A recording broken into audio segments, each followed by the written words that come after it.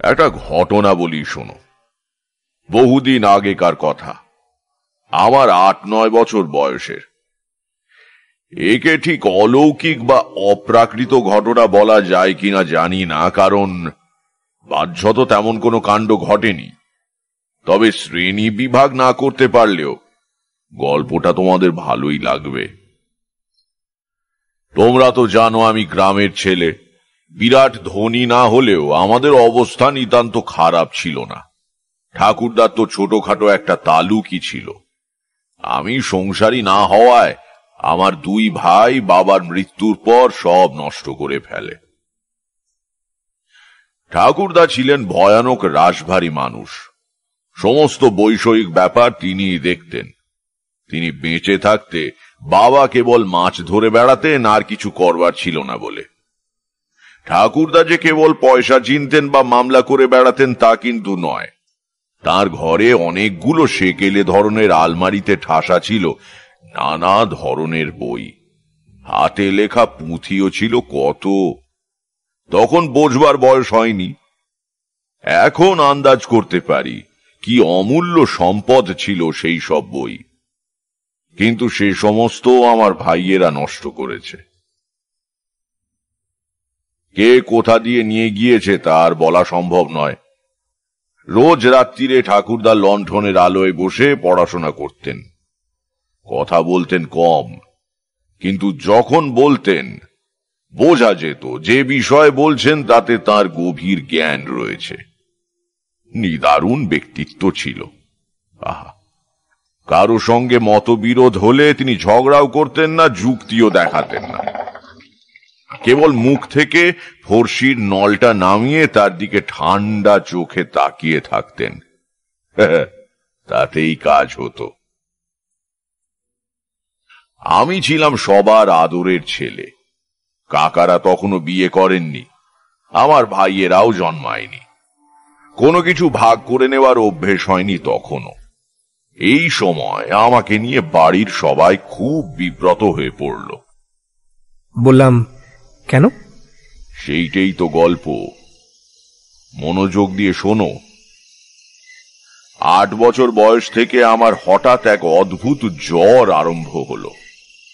খেলাধুলো করে এসে রাত্রিরে ঠাকুমার পাশে শুয়ে রূপকথা শুনছি।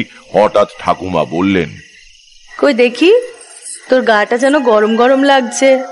হাতের উল্টো দিক দিয়ে কপাল আর গলা দেখে বললেন, হ্যাঁ, তোর তো বেশ জ্বর হয়েছে বাবা।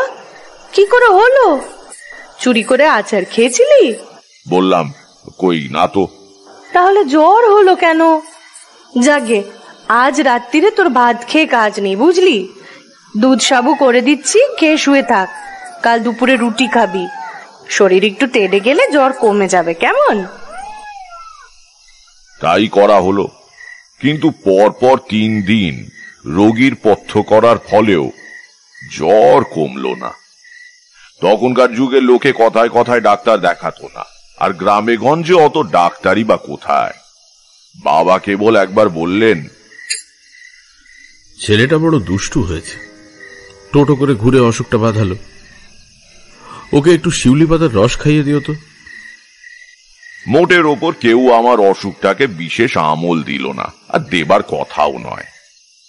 জ্বর জারি বাচ্চাদের হয়েই থাকে, আবার সেরেও যায়। কিন্তু 10 দশেক বাদেও যখন আমার জ্বর কমল না, তখন সবার টনক নড়ল। ঠাকুরদার কানে সহসা সংসারের কোনো খবর পৌঁছয় না। নিজের ঘরে বইপত্র আর দলিল দস্তাবেজ নিয়ে মগ্ন থাকেন। আমার জ্বরের 10ম দিনে ঠাকুরদা এসে খাটের পাশে দাঁড়িয়ে হাত দিয়ে গায়ের উত্তাপ দেখলেন। ঠাকুমা লম্বা ঘোমটা দিয়ে পাশে দাঁড়িয়েছিলেন। তিনি ঠাকুমাকে বললেন, আগে আমাকে খবর দাওনি কেন? কাল সকালে উঠে মহকুমা শহর থেকে জীবন ডাক্তারকে ডেকে আনবো। বাবা ক্ষীণ স্বরে বললেন, আগে জীবন ডাক্তার?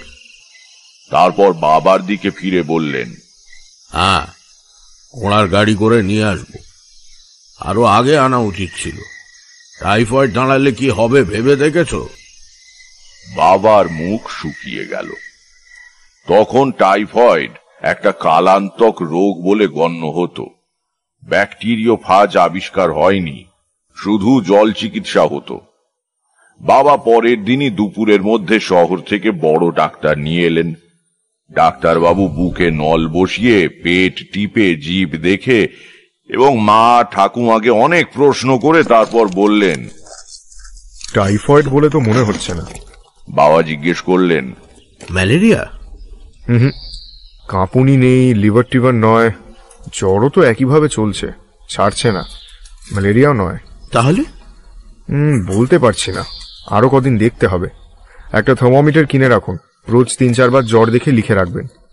আপাতত একটা ওষুধ লিখে দিয়ে যাচ্ছি, সেটা খেয়ে কেমন থাকে জানালে তারপর দেখা যাবে।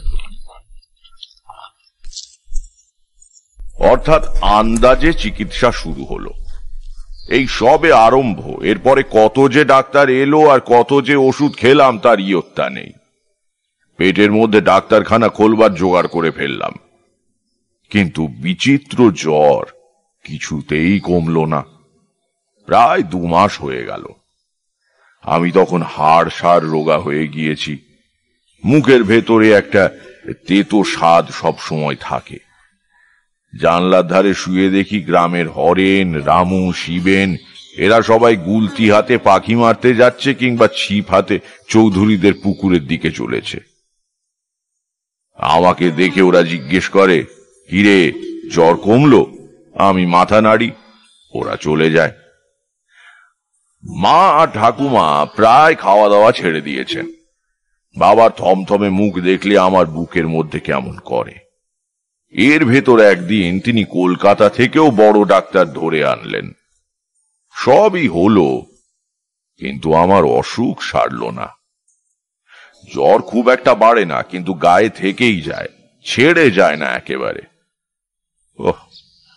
সে বড় ভয়ানক সময় গিয়েছে। একদম কাহিল হয়ে পড়েছিলাম। বিছানা থেকে উঠে দাঁড়াবার ক্ষমতা পর্যন্ত ছিল না। প্রথম দিকে ঠাকুমা কোলে করে বাথরুমে নিয়ে যেতেন, তারপর থেকে ওগুলো বিছানাতেই সারতে হতো। আমার কোনো মৃত্যু ভয় হয়নি, কারণ ওই বয়সে শিশু মৃত্যুকে চেনে না। কেবল খেলতে যেতে পারি না বলে, বাড়ি থেকে বেরুতে পারি না বলে মন খারাপ লাগত। একদিন কেবল ভয় পেয়েছিলাম। বিকেলের দিকে ঘুমিয়ে পড়েছি। তখন আমার ঘুমোবার সময়ের কোনো ঠিক ছিল না। সব কেমন উল্টো পাল্টা হয়ে গিয়েছিল। সারাদিনই শুয়ে থাকা তো, যখন তখন ঘুমিয়ে পড়তাম। একদিন বিকেলে জেগে উঠে দেখি আধো অন্ধকার ঘরে মা আর ঠাকুমা দুজনে পায়ের কাছে দাঁড়িয়ে কেমন অদ্ভুত ভাবে যেন আমার দিকে তাকিয়ে রয়েছেন। ভয় পেয়ে বলে উঠলাম, মা কি হয়েছে? মা প্রথমে উত্তর দিতে পারলেন না। এখন বুঝতে পারি কান্নায় তার গলা বুজে গিয়েছিল। উত্তর না পেয়ে চেঁচিয়ে উঠলাম, কি হয়েছেটা কি? তোমরা অমন করে তাকিয়ে রয়েছ কেন? ঠাকুমা এগিয়ে এসে আমাকে বুকের ভেতর জড়িয়ে ধরে বললেন, এ কি, কিছু হয়নি, চিৎকার করছিস কেন? থাম বাবা থাম, শরীর অস্থির করবে। আর মা কথা বলছে না কেন? পুজো করতে যাবে কি না তাই। এই তো চান করে এলো, আজ যে বৃহস্পতিবার, পুজো না করে কথা বলতে নেই বাবা। তখনকার মতো চুপ করে গেলাম বটে, কিন্তু আমার বালক মনে ঘটনাটা গভীর ছাপ ফেলল। জ্বরের ঘোরে ঘুম থেকে উঠলে এমনিতেই মস্তিষ্ক যথাযথ কাজ করে না, তার উপর অন্ধকার ঘর, মায়ের অমন ভাবে তাকিয়ে থাকা। এই প্রথম আবছা ভাবে অনুধাবন করতে পারলাম আমার বুঝি জটিল কিছু একটা হয়েছে, এবং সেজন্য বাড়ির সবাই খুব চিন্তিত। 2 মাস হয়ে যাবার পর ঠাকুরদা বাবাকে আবার কলকাতা পাঠালেন। যে বড় ডাক্তার আমাকে একবার দেখে গিয়েছিলেন তাকে আবার নিয়ে আসা হলো। ডাক্তারবাবু অনেকক্ষণ ধরে আমাকে দেখলেন, নানা রকম জিজ্ঞাসাবাদ করলেন, তারপর চুপ করে বসে রইলেন। খাটের এধারে ঠাকুমা দাঁড়িয়েছিলেন। বললেন, কেমন বুঝলেন ডাক্তারবাবু? ডাক্তার হাত জোড় করে বললেন, আমাকে আর লজ্জা দেবেন না, আমি কিছুই বুঝতে পারছি না। সব রকম পরীক্ষা হয়ে গেছে, জ্বর ছাড়া অন্য কোনো উপসর্গও নেই।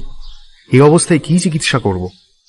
অন্য ডাক্তার হলে লজ্জা বাঁচানোর জন্য যা হোক কিছু প্রেসক্রিপশন করে দিয়ে যেত, কিন্তু তা করতে আমার বিবেকে বাধে। অনেক অনুরোধেও তিনি ফি নিলেন না। বললেন, না মশাই, টাকা আমি নিতে পারবো না, এখনো পুরোপুরি চশমখোর হতে পারেনি। যদি একান্তই না ছাড়েন তবে আমার ফেরবার ভাড়াটা বরং দিন।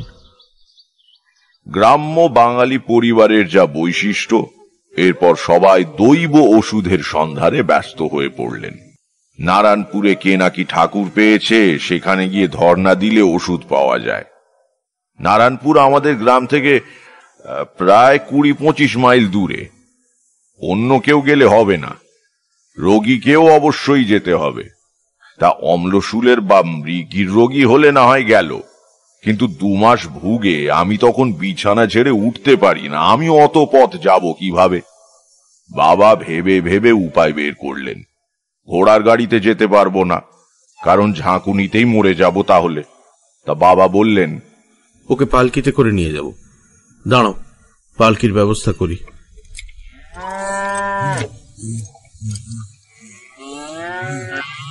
পালকিতে আমাকে নিয়ে ঠাকুমা চললেন। বাবা ঠাকুরদা পেছন পেছন এলেন গরুর গাড়িতে। মন্দিরের ভেতর ঠাকুমার কোলে সারা রাত শুয়ে রইলাম। সে সময় অতিরিক্ত ভুগে আমার যেন মাথার মধ্যে কেমন গোলমাল হয়ে গিয়েছিল। প্রায় রাত্রির বেলা আবোল তাবোল স্বপ্ন দেখতাম। এখানেও শেষ রাত্রিরে কি একটা হিজিবিজি স্বপ্ন দেখলাম, তার কোনো মাথা মুন্ডু নেই, এমনকি সকালে মনেও করতে পারলাম না। সেবায়েত সকালে জিজ্ঞেস করল, কিছু আদেশ টাদেশ পেয়েছো খোকা? আদেশ কাকে বলে? ঘাবড়ে গিয়ে বললাম, আগে না তো, তবে একটা স্বপ্ন দেখেছি। কি স্বপ্ন? তা সেটা তো এখন আর মনে পড়ছে না। সেবায়েত বলল, তা যাকগে, ওই দেখলেই হবে। তারপর কি সব পুজো টুজো দেওয়া হলো, একটা মাদুলি ঝুলিয়ে দেওয়া হলো আমার হাতে। সেবায়েত কোষায় করে অনেকখানি চরণামৃত এনে আমাকে হাঁ করে খাইয়ে দিল। তাতে বহুদিনের ফুল বেলপাতার গন্ধ। আবার পালকি করে বাড়ি। মাদুলিতে কি ফল হলো তা বুঝতে পারা গেল না, কিন্তু চরণামৃত খেয়ে জ্বরের ওপর আমার হলো ভয়ানক পেট খারাপ। অসুখ চলতেই লাগলো। 10 দশেক বাদে বাবা একদিন টান দিয়ে মাদুলিটা ছিঁড়ে বাইরে ফেলে দিলেন। একদিন সময় সন্ধেবেলা, পরিষ্কার মনে পড়ছে দৃশ্যটা। ঠাকুরদা এসে আমার বিছানার পাশে দাঁড়ালেন। বাবা বাইরের কাজকর্ম সেরে আগে থেকেই এসে বসেছিলেন। ঠাকুরদা কিছুক্ষণ চুপ করে আমাকে দেখে বললেন, কেমন আছিস আজ? ভুগে ভুগে কেমন আছি বোঝবার ক্ষমতা লুপ্ত হয়ে গিয়েছিল, তাই বললাম ভালো আছি। ঠাকুরদা বললেন, তোর জন্য একটা পুজো করা হবে, বুঝলি, তাহলেই তোর অসুখ সেরে যাবে। বাবা অবাক হয়ে জিজ্ঞেস করলেন, পুজো? কি পুজো? ঠাকুরদা আমার পায়ের কাছে বিছানায় বসলেন, তারপর বললেন, কাল রাত্রিরে পড়তে পড়তে একটা জিনিস পেলাম, ভগবানই পাইয়ে দিলেন বলতে পারো। আমার ঠাকুরদা নরনাথ ঘোর তান্ত্রিক ছিলেন, তা তো তোমরা জানোই। তন্ত্র সাধনার ওপর অনেক বই ছিল তার মধ্যে বেশিরভাগই হাতে লেখা পুঁথি।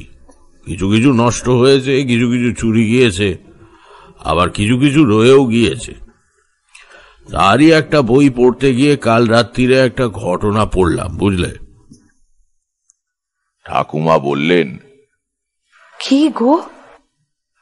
লেখক বলছেন, যদি কারো দীর্ঘদিন ধরে কালান্তক জ্বর চলতে থাকে এবং কিছুতেই সে জ্বর না সারে, তাহলে বুঝতে হবে তাকে জরাসুরে আক্রমণ করেছে। জরাসুর আবার কি? ঠাকুরদা বিব্রত হয়ে বললেন, সে তোমাকে বোঝানো কঠিন হবে। জরাসুরকে দেবতাও বলতে পারো, আবার উপদেবতাও বলতে পারো। এরা শুধু অনিষ্টই করতে পারে। পুঁথিতে লিখছে, জরাসুরের বিধিমতো পুজো করলে জ্বর কমে যায়। ঠাকুমার শঙ্কিত গলায় বললেন, না না, ও পুজো তোমায় করতে হবে না। ঠাকুরদা বললেন, কেন?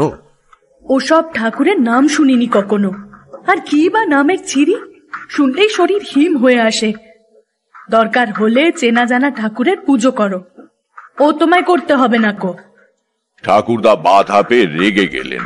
তিনি কারো পরামর্শে মত বদলাবার পাত্র ছিলেন না, নিজে যা ভালো বুঝতেন তাই করতেন। বললেন, বকো না, আমি কি আমার নাতির খারাপ চাই? আমি ঠিকই করছি। আমার ঠাকুরদার পুঁথি বহুদিন আগের মস্ত এক সাধকের লেখা, তা কি কখনো ভুল হতে পারে? ভগবান পাইয়ে দিয়েছেন।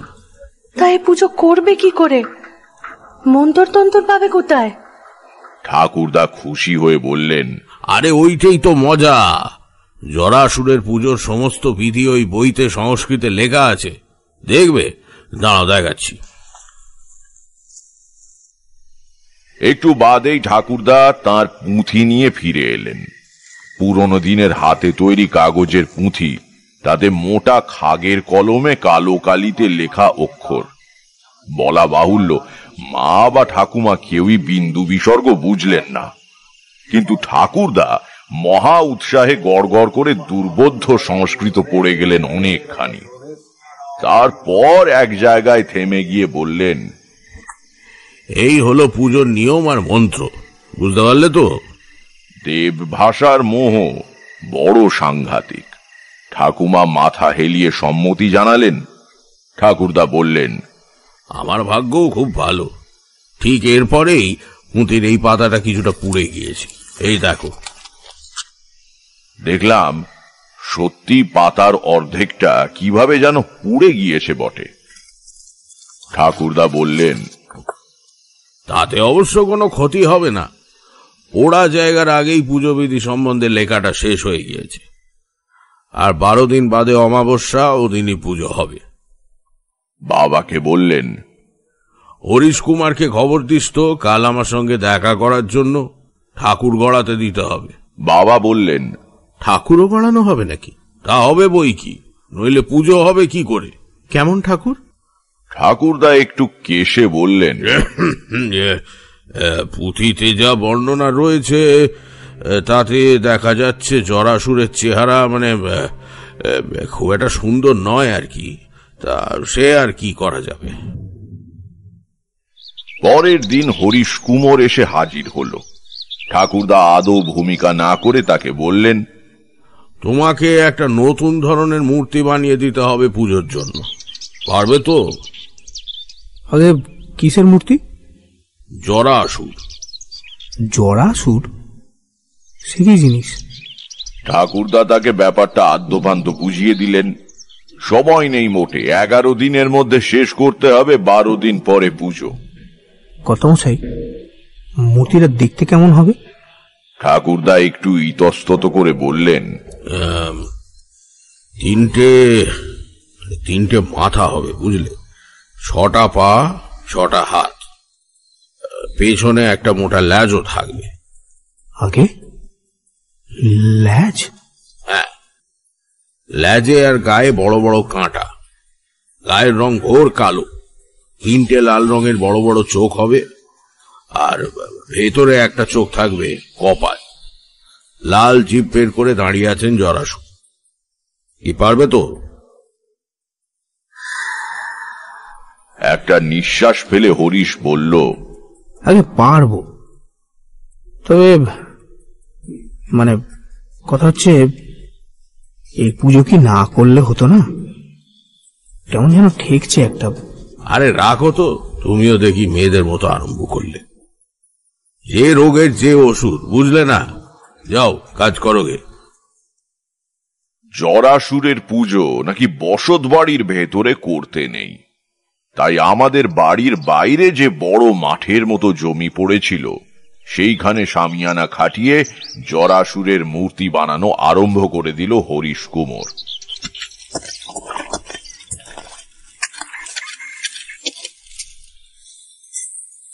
ইতিমধ্যে গ্রামে এবং গ্রামের বাইরে রটে গিয়েছে ঠাকুরদা নাতির অসুখের জন্য কি এক বিকট মূর্তি বানিয়ে পুজো করছেন। রোজ সকাল থেকে শামিয়ানার তলায় ব্যাপারটা চাক্ষুষ দেখবার জন্য ভিড় লেগে থাকত। হরিশ কুমোরও ওস্তাদ লোক। এখন বুঝি মানুষটা খাঁটি শিল্পী ছিল। কেবলমাত্র বর্ণনা শুনে অভূতপূর্ব কিছু সৃষ্টি করা চারটিখানি কথা নয়। সুন্দরকে যে সৃষ্টি করে সে যেমন বড় শিল্পী, আবার ভয়ানক বিভৎস রস যে সৃষ্টি করতে পারে সেও বড় শিল্পী বৈকি। হরিশ মাথা ঘামিয়ে এমন এক বিকট মূর্তি তৈরি করল যা দেখে পুজোর দিন আমার হৃৎকম্প উপস্থিত হয়েছিল। এদিকে সব আয়োজন মোটামুটি হয়ে গেল, শুধু পুরুত ঠিক করা বাকি। ঠাকুরদা নিজেই পুজো করবেন ঠিক করেছিলেন, কিন্তু এবার ঠাকুমা সমূর্তি ধরে ঝাঁঝালো গলায় জানিয়ে দিলেন যে ঠাকুরদা বিপত্নিক হবার পর যা খুশি তাই করতে পারেন, তার আগে নয়। ঠাকুরদা সামান্য হলেও ঠাকুমাকে ভয় করতেন, ফলে তিনি গ্রামের ৩-৪ জন পুরুত বামুনের থেকে বেছে বেছে সবচেয়ে দরিদ্র রামজীবন চক্রবর্তীকে পাকড়াও করলেন। তখন জরাসুরের মূর্তি প্রায় তৈরি হয়ে এসেছে। সে বেচারি ঠাকুরের চেহারা দেখে ঘাবড়ে গিয়ে বলল, আগে আমার সাধ্যে কুলোবে না। ঠাকুরদা কার্যোদ্ধারের নানা বাস্তব উপায় জানতেন, তার মধ্যে সবচেয়ে ফলদায়ী উপায়টি প্রয়োগ করলেন। ঠান্ডা গলায় বললেন, ও তোমার অসুবিধা হবে বলছো? থাক তাহলে। জোর করে কাউকে দিয়ে কোনো কাজ করানো উচিত নয়, বিশেষত পুজো। আচ্ছা, সাঁতরাগাছি থেকেই তাহলে পুরুত আনাতে হবে দেখছি। আসলে অনেকগুলো কাপড়, থালা, বাসন, ফল ফলাদি, তাছাড়া 1 মুঠো টাকা দক্ষিণা, এসব বাইরের গ্রাম থেকে এসে কেউ নিয়ে যাবে এটা চাই না বলেই তোমাকে বলছিলাম। বরং দক্ষিণা কিছু বেশি লাগলেও গ্রামের পুরুত করলেই ভালো হতো। তা তোমার যখন অসুবিধে। রামজীবনের 2 বয়স্কা মেয়ে তখনও অবিবাহিতা। একমাত্র ছেলে পড়াশোনা এবং পৈতৃক ব্যবসা ছেড়ে গ্রামে গ্রামে শখের যাত্রা করে বেড়ায়। কাজেই রামজীবন ইতস্তত করে বললেন, আগে না অসুবিধে আর কি, তবে নিয়ম কানুন জানি নে, তাই এ পুজো তো বড় একটা হয় না। নিয়ম আমি তোমাকে বলে দেব। 3 দিন ঠাকুরদা পুঁথি নিয়ে বসে সকাল সন্ধ্যা রামজীবনকে জরাসুরের পুজোর বিধি বোঝালেন। শেষ দিন বললেন, এবার একটা দরকারি কথা বলি শোনো, এই ঠাকুরের মূর্তি কিন্তু বিসর্জন হবে না। রামজীবন বললেন, বিসর্জন হবে না? তবে কি থাকবে? না, থাকবেও না। তবে? ঠাকুরদা কিছুক্ষণ চুপ করে বোধহয় ভাবলেন কিভাবে ব্যাপারটা বললে ভালো হয়। তারপর বললেন, রামজীবন, পুজো হয়ে গেলে জরাসুরের মূর্তিটা গলিয়ে ফেলতে হবে। গলিয়ে ফেলতে হবে? মানে ওপর থেকে জল ঢেলে মাটি গলিয়ে? বাধা দিয়ে ঠাকুরদা বললেন, জল দিয়ে নয়, রক্ত দিয়ে। রক্ত? হ্যাঁ, বলির পশু আগে থেকেই এনে রাখতে হবে। পুজো হয়ে গেলে 1-এর পর 1 বলি পড়বে, আর সেই রক্ত দিয়ে স্নান করানো হবে ঠাকুরকে। বলি চলবে যতক্ষণ না সমস্ত মাটি গলে কাঠামো বেরিয়ে পড়ছে। যত পশু লাগে লাগুক। রামজীবন নির্বাক হয়ে বসে রইলেন। ঠাকুরদা বোধহয় তাঁর মনের ভাব বুঝতে পেরেছিলেন। হাত দুটো জড়িয়ে ধরে বললেন, রামজীবন, আপত্তি করো না ভাই, আর তোমাকে টাকার লোভ দেখাবো না। আমার নাতির অসুখ, তার কথা ভাবো। আমার বিশ্বাস এ পুজো না করলে সে বাঁচবে না। রাজি হও ভাই। মাথা নিচু করে রামজীবন বললেন, ভয় পাবেন না, কথা যখন একবার দিয়েছি কোনো কারণেই আর ফেরত নেব না। আপনার নাতিকে আমি আশীর্বাদ করছি। এইভাবে অমাবস্যা এলো। ভোর থেকে বাইরে পুজোর জায়গায় জোড়া ঢাক বাজছে। আগের রাত থেকে বাড়ির কেউ আর ঘুমোয়নি। মা এবং ঠাকুমা সারা রাত জেগে পুজোর সাজ করে দিয়েছেন। সাধারণত সেই সময় কারো বাড়ি কোনো কাজ উপস্থিত হলে পাড়ার সবাই সাহায্য করতে আসতো। কিন্তু জরাসুরের মূর্তি দেখে কারও সে সদিচ্ছা জাগেনি। তবে আগে না এলেও পুজোর দিন সকাল থেকেই আশেপাশের 4-5খানা গ্রাম থেকে লোকজন এসে ভিড় করল। তাদের মধ্যে মূর্তির সামনে কুশাসনের উপর স্নান করে গরদের কাপড় পরে বসে আছেন রামজীবন চক্রবর্তী। তার হাতে কোষ্ঠীর মতো গোল করে পাকানো কাগজ, তাতে তিনি ঠাকুরদার পুঁথি থেকে পুজোর মন্ত্র নকল করে নিয়েছেন। বেলা 9টা নাগাদ ঠাকুরদা আমার বিছানার পাশে এসে কপালে হাত দিয়ে জ্বর দেখলেন। তারপর নরম গলায় জিজ্ঞেস করলেন, খুব কি কষ্ট হচ্ছে দাদু? বললাম, হ্যাঁ। মাথায় হাত বুলিয়ে দিয়ে ঠাকুরদা বললেন, আর ভয় নেই, এইবার সেরে যাবে। নাও ওঠো দেখি, আমার সঙ্গে চলো।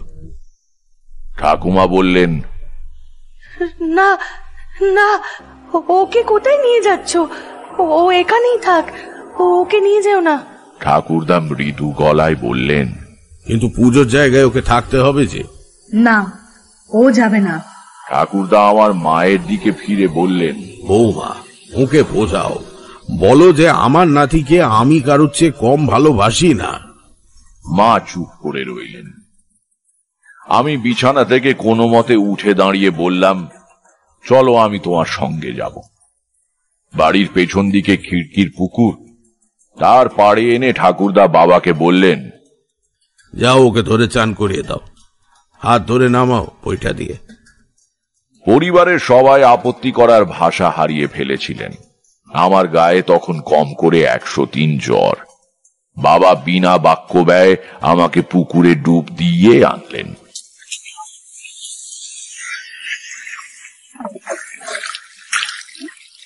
ঠাকুরদার হাতে গামছা আর নতুন কাপড় ছিল। সেই কাপড় পরে পুজোর জায়গায় গেলাম। সব লোক যেন কেমন ভাবে আমার দিকে তাকিয়ে রয়েছে। ঠাকুরের মূর্তির সামনে বসে ওপর দিকে তাকায়।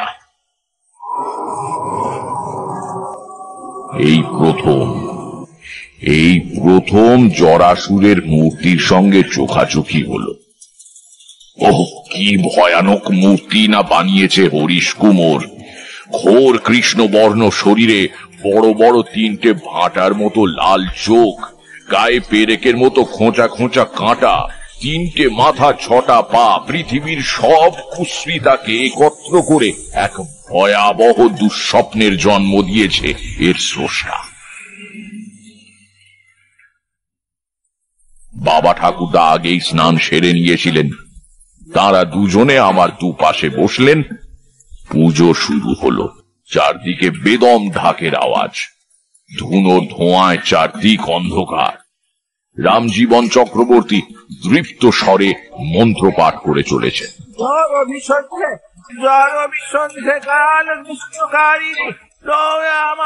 আমি দুর্বল শরীরে কোনো মতে আসনে বসে আছি মাত্র। ঠাকুরদা এক হাতে আমাকে জড়িয়ে ধরে রয়েছেন।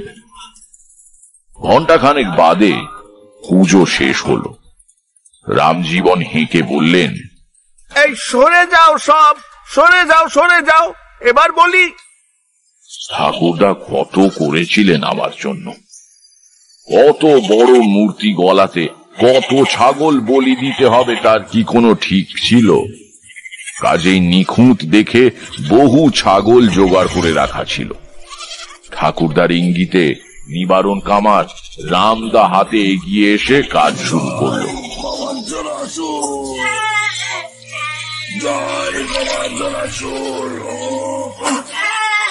সমবেত সবাই নির্বাক আতঙ্কে তাকিয়ে দেখছে। কত মানুষ জড়ো হয়েছে সেখানে, কিন্তু এতটুকু শব্দ নেই কোথাও। জরাসুরের শরীর বেয়ে গড়িয়ে পড়ছে টাটকা রক্তের ধারা। সেই লাল রক্তে স্নান করে বিকট মূর্তিকে যেন বিবর্তন লাগছে। একটু একটু করে ধুয়ে যাচ্ছে রং, গলে যাচ্ছে চোখ মুখ। বিকৃত অর্ধগলিতাঙ্গে কি বিভৎস হাসি হাসছে দুঃস্বপ্নের দেবতা। বেশিক্ষণ তাকাতে পারলাম না। চোখ সরিয়ে নিলাম। পেছনে তাকিয়ে দেখি অনেকেই এই দৃশ্য সহ্য করতে পারেনি। কখন নিঃশব্দে পুজো মণ্ডপ শূন্য হয়ে এসেছে, সেই শূন্যতার মধ্যে কেবল একটু বাদে বাদে উঠছে নামছে নিবারণ কামারের রামদা। তারও চোখ জরাসুরের মতো লাল হয়ে উঠেছে, সর্বাঙ্গে চকচকে ঘাম। এক সময় চারদিকে রঙিন থকথকে কাদার মধ্যে জরাসুরের মূর্তির অবয়বহীন কাঠামোটা দাঁড়িয়ে রইল কেবল। বাকি সব নিশ্চিহ্ন হয়ে গিয়েছে। আমি এলিয়ে পড়েছি ঠাকুরদার কোলের ভেতর। ঠাকুরদা বুকের মধ্যে ধরে আমাকে বাড়িতে নিয়ে এলেন। আবার আমাকে বিছানায় শুইয়ে দেওয়া হলো। অবস্থা দেখে ঠাকুমা আমার মাথা কোলে নিয়ে বসলেন। বাবা নিজে বাতাস করতে লাগলেন পাখা দিয়ে। মা চোখে আঁচল দিয়ে কাঁদছেন। কেবল ঠাকুরদা অবিচলিত। তিনি তখনই আবার বেরিয়ে গেলেন। জরাসুরের কাঠামোটা নদীর ধারে নিয়ে গিয়ে দাহ করে ফেলতে হবে, তাই নাকি নিয়ম। কিন্তু আশ্চর্য ব্যাপার কি জানো, জরাসুর জাগ্রত দেবতা বলেই হোক বা ঠাকুরদার দৃঢ় ইচ্ছা শক্তির ফল হিসেবেই হোক, সবাইকে অবাক করে পরদিন আমার জ্বর ছেড়ে গেল এবং আর এলো না। তারপরও কিছুদিন বাড়ির সবাই ভয়ে ভয়ে থাকতো, একটু বাদে বাদে আমার কপালে হাত দিয়ে দেখা হতো। কিন্তু সত্যি জ্বর আর এলো না। ঠাকুরদার সম্মান দারুণ বেড়ে গেল। শুধু পরিবারের ভেতরে নয়, আশেপাশের বহু গাঁয়ের লোক তাকে একজন বিচক্ষণ মহাপুরুষ বলে মনে করতে লাগলো। সারা দিন ধরে বিস্তর লোক নানান পরামর্শ নিতে আসত। ফুর্তির চোটে ঠাকুরদা অর্ডার দিয়ে কাশী থেকে উৎকৃষ্ট অম্বুরি তামাক আনালেন। অবশ্য এ সম্মান বেশি দিন ভোগ করতে পারেননি তিনি। আমার জ্বর সারার ঠিক 6 মাসের মাথায় ঠাকুরদা মারা যান। যন্ত্রণাহীন মৃত্যু। কাউকে কষ্ট দিলেন না, বিছানাতেও পড়ে রইলেন না। একদিন সকালে তাকে ডাকতে গিয়ে দেখা গেল বিছানায় তার প্রাণহীন দেহ পড়ে। রাত্রিরে ঘুমের মধ্যে কখন প্রাণ বেরিয়ে গিয়েছে। বোধহয় মৃত্যু আসন্ন অনুভব করে ইষ্টমন্ত্র জপ করছিলেন, কারণ ডান হাতের বৃদ্ধাঙ্গুষ্ঠ দিয়ে কর ধরা ছিল। সবাই বলল সন্ন্যাস রোগ। এইভাবে ঠাকুরদা চলে গেলেন। ঘটনাটা এইখানেই শেষ হতে পারত, কিন্তু হলো না। বিধাতা পুরুষ বড় রসিক। আমি জানতাম না যে এই ঘটনার একটা বৃহত্তর উপসংহার রয়েছে। জানলাম প্রায় 25 বছর পরে। তখন আমার অনেক সাধু সঙ্গ করা হয়ে গিয়েছে। পাকা ভবঘুরে তান্ত্রিক তখন। একদিন ঘুরতে ঘুরতে এক গ্রামের প্রান্তে একজন সাধুর মঠে আশ্রয় নিয়েছি সন্ধ্যেবেলা। বেশ সৌম্য দর্শন সাধু, ভারী ভালো ব্যবহার করলেন আমার সঙ্গে। আহা, তাঁর আদেশে তাঁর শিষ্যরা আমাকে যত্ন করে খাওয়ালো। রাত্রিরে সুন্দর শোবার জায়গা করে দিল। পরদিন সকালেই আমি চলে যাব। তাই রাত্রিরে খাওয়ার পরে সাধুর কাছে তাঁর আতিথেয়তার জন্য ধন্যবাদ জানিয়ে বিদায় নিতে গেলাম। প্রাথমিক আলাপের পর নানা বিষয়ে কথাবার্তা আরম্ভ হলো। অনেক রাত অবধি গল্প চলল। কথায় কথায় সাধুকে জরাসুরের পুজোর ব্যাপারটা বললাম। সে কি শুনে সাধু চমকে আমার দিকে তাকিয়ে বললেন, তোমার ঠাকুরদা জরাসুরের পুজো করেছিলেন? সে যে বড় সাংঘাতিক দেবতা, তার কথা তোমার ঠাকুরদা জানলেন কি করে? বললাম, ঠাকুরদার অনেক পুরনো পুঁথি ছিল, আমাদের পারিবারিক সম্পত্তি তাতেই পেয়েছিলেন। সাধু বললেন, কিন্তু সমস্ত বিবরণ পড়েও তিনি পুজোয় নেমেছিলেন? পুজোর সংকল্প কার নামে হয়েছিল? বললাম, ঠাকুরদার নামেই। বাবা নিজের নামে করতে চেয়েছিলেন, ঠাকুরদা রাজি হননি। পুঁথিটা আস্ত ছিল? এবার আমার মনে পড়ে গেল। বললাম, না, শেষের পাতার অর্ধেকটা কিভাবে যেন পুড়ে গিয়েছিল। অবশ্য তাতে কোনো ক্ষতি হয়নি। সাধু বললেন, হয়েছে, ক্ষতি হয়েছে। অবাক হয়ে বললাম, কিরকম? সাধু উঠে গিয়ে ভেতর থেকে একটা পুঁথি নিয়ে এলেন। আমাকে বললেন, এই দেখো, আমার কাছেও এক খণ্ড আছে। শেষ পাতা পুড়ে না গেলে ঠাকুরদা দেখতে পেতেন জরাসুরের পুজোর নিয়মের শেষে সাবধান করে দিয়ে লেখা আছে, যার নামে সংকল্প হবে 6 মাসের মধ্যে তার মৃত্যু অবধারিত। 6 মাস পরেই তো তোমার ঠাকুরদা মারা গিয়েছিলেন বলছো। আমি নির্বাক হয়ে বসে রইলাম। আজ কোথায় বা স্নেহময় ঠাকুরদা, কোথায় বা ঠাকুমা, মা, বাবা? সব স্বপ্নের মতো মিলিয়ে গিয়েছে। একটু পরে বললাম, সাধুজি, আপনার বোধহয় একটু ভুল হচ্ছে। উনি বিস্মিত হয়ে বললেন, ভুল? হ্যাঁ, ও পাতাটা আস্ত থাকলেও ঠাকুরদা পুজো করতেন। আমি ঠাকুরদার নয়নের মণি ছিলাম। সাধু চুপ করে রইলেন। আমিও আর কিছু বললাম না, কিন্তু আর একটা কথা আমার মনে ঘোরাফেরা করছিল। এখন তা আমার দৃঢ় বিশ্বাস। তা হচ্ছে এই যে, ঠাকুরদা নিজেই ও পাতার শেষটা পুড়িয়ে ফেলেছিলেন, পাছে কেউ পড়ে ফেলে তাকে বাধা দেয় তাই। আমাকে ঠাকুরদা বড়ই ভালোবাসতেন।